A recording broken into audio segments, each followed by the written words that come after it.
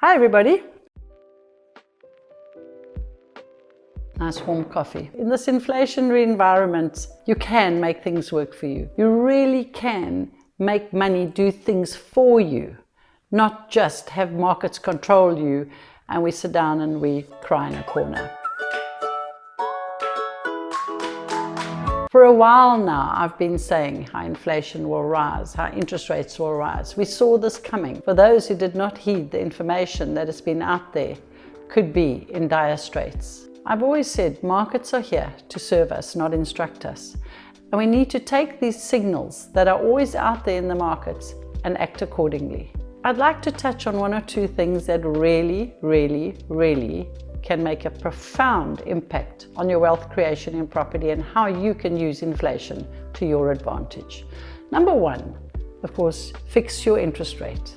By fixing your interest rate, your same money is having the power that it has always had for you before you fixed.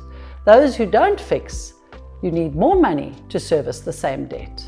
The second thing you could consider doing is if you've owned property for a while, because of inflation, the price will have increased. That's a fact. Prices increase due to inflation. You can refinance this property and take that money out and buy a second property. It is a free lunch. Well, as they say, no free lunch, you still have to pay the mortgage bond. But certainly that increase in value you can make work for you in a huge way.